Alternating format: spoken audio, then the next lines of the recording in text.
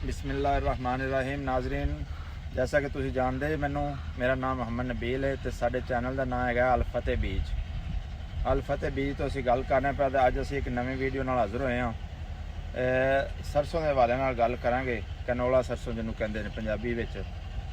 ते उहनूं असीं बुआई तो लैके ते हारवैसटिंग तक सारा जिहड़ा ना प्रोसैस सारा दसांगे भी इनू इहदा बीज कितना पैंदा है ते कित्थों पैंदा है, ते खाद किहड़ी लगनी है, ते पानी किन्ने आने ते इहदा ते खर्चा किन्ना ते इहदी आमदन किन्नी। ठीक है जी। असीं ना काश्त कीती इहनूं 15 अक्तूबर तो, ते बीज इहदा लिआंदा है कैनोला F1 तफज कंपनी का। बुआई 15 अक्तूबर तो कीती सी ते इहदे एक DAP बोरी जिहड़ी ना खाद दी सिर्फ लगनी इहनूं बुआई दे वक्त। उस तो बाद छट्टा कर लो, भावें इहनूं 72 ते बीज लवो, भावें पानी में छट्टा कर लवो। इहदा बीज जिहड़ा ना 2 किलो बीज की थैली हुंदी तकरीबन, वो 1 एकड़ दे विच लग जांदी। ते इहदी जिहड़ी खादां दे हवाले नाल गल करदे पे असां, एक बोरी DAP सिर्फ पानी थल्ले, ते जदों पहला पानी लाना है ना उदों 1 थैली जिंक दी ते इहनूं 1 बोरी यूरिया लानी। कोशिश करनी है जिंक अगर चलेटेड मिल जाए किसी कंपनी की, मसलन एंग्रो वाले की, कैनजो वाले की, तो एक होर कंपनी बनाती है चलेटेड जिंक मिलती है। ये फास्फोरस का नुकसान नहीं होता, मतलब है भी DAP भी पूरी पौधे में मिल जाती तो जिंक भी आपका पूरा काम कर लेंदी। जड़ियाँ नॉन चलेटेड जिंक होंदियां ने वो फास्फोरस का जोड़े उनके अमल रोकती। अच्छा, जिस टाइम पहले यूरिया लग जानी है उस तो बाद इनका तकरीबन 3 फुट 3.5 फुट कद हो जाएगा। उस तो बाद जो फली का मौका आना, जिस तरह होना इस तरह कैमरामैन विखावेगा, इत्थे जो आ जाना ना जी, तो फिर असी इनू पोटाश लानी है, फ्लड करनी पोटाश फ्लड करने का यह तरीका है कि तुसी फ्लोरस मिल जाती कैंसो कंपनी की, अच्छी कंपनी है, उनकी तुसी पोटाश लैके ते उन्होंने 1 थैला 1 एकड़ नूं फ्लड कर देनी। उनका फायदा सानू ये होगा कि झाड़ दे विच उनदा ना दाना वजनी होगा, तो झाड़ दे विच ज़्यादा जो ना पैदावार ज़्यादा आ जाएगी।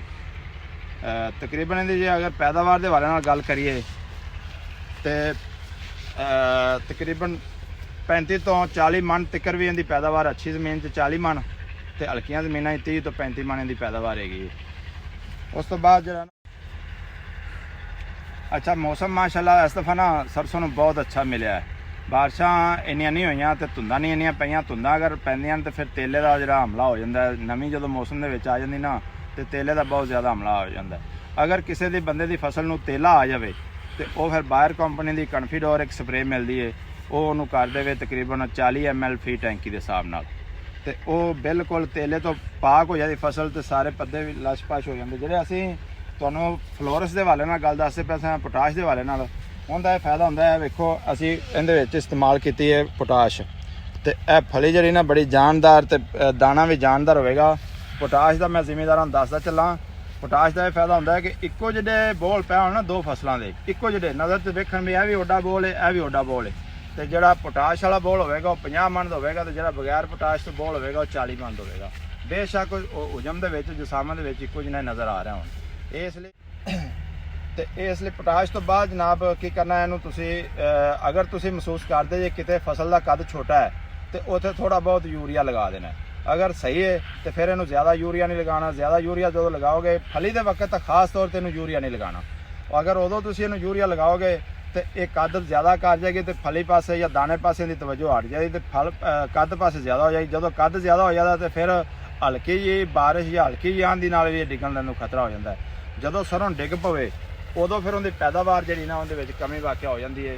कोशिश ये करनी है कि इनके जरे ना कद बहुत ज़्यादा ना हो, इसलिए मैं रिकमेंड कराँगा कि यूरिया जी ना वो घट तो घट लाई जाए।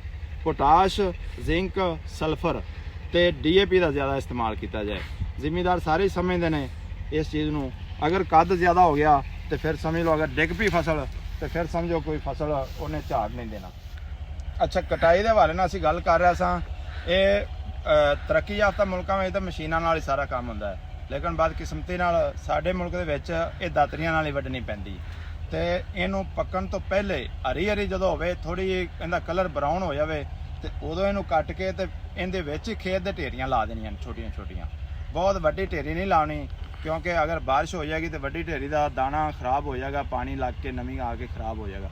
ਛੋਟੀਆਂ ਛੋਟੀਆਂ ਢੇਰੀਆਂ ਦੇ ਉੱਤੇ ਹੀ ਲਾ ਦੇਣੀਆਂ ਨੇ ਤੇ ਧੁੱਪ ਨਾਲ ਖੁਸ਼ਕ ਹੋ ਜਾਵੇਗੀ। ਉਸ ਤੋਂ ਬਾਅਦ ਇਹਦੀ ਮਸ਼ੀਨ ਨਾਲ ਜਿਹੜੀ ਨਾ ਉਹ ਹਾਰਵੈਸਟਿੰਗ ਕਰ ਲੈਣੀ ਤੇ ਤਕਰੀਬਨ 35 ਤੋਂ 40 ਮਣ ਜਿਸ ਤਰ੍ਹਾਂ ਦੀ ਆ ਫਸਲ ਮੈਂ ਵਹਾ ਰਿਹਾ ਤੁਹਾਨੂੰ, ਇਹ 35 ਤੋਂ 40 ਮਣ ਇਨਸ਼ਾਅੱਲਾ ਨਿਕਲਣ ਵਾਲੀ ਫਸਲ ਹੈ। ਅੱਲਾਹ ਪਾਕ ਬਰਕਤ ਕਰੇ। ਇਹਦੀ ਪੈਦਾਵਾਰ ਬਹੁਤ ਜ਼ਿਆਦਾ ਹੈ। ਤਕਰੀਬਨ ਇਹਦਾ ਰੇਟ ਮੈਂ ਅਗਰ ਦੱਸਾਂ, ਪਿਛਲੇ ਸਾਲ ਅਸੀਂ 7000 ਰੁਪਏ ਨੂੰ ਮਣ ਵੇਚੀਏ ਤੇ ਇਸ ਦਫਾ 8000 9000 ਰੁਪਇਆ ਸੁਣਨਾ ਪਿਆ ਰੇਟ। ਇਸ ਲਈ ਅਗਰ 40 ਮਣ ਨਿਕਲਦੀ ਪਈ ਤੇ 8 ਚੌਕਾ 32 3,20,000 ਰੁਪਏ ਦੀ ਫਸਲ ਹੈ। ਅਗਰ ਇਹਦੇ ਤੇ ਸਹੀ ਪੂਰੀ ਤਵੱਜੋ ਨਾਲ ਕੰਮ ਕੀਤਾ ਜਾਂਦਾ। ਅੱਲਾਹ ਪਾਕ ਬਰਕਤ ਕਰੇ। ਬਹੁਤ ਮਿਹਰਬਾਨੀ।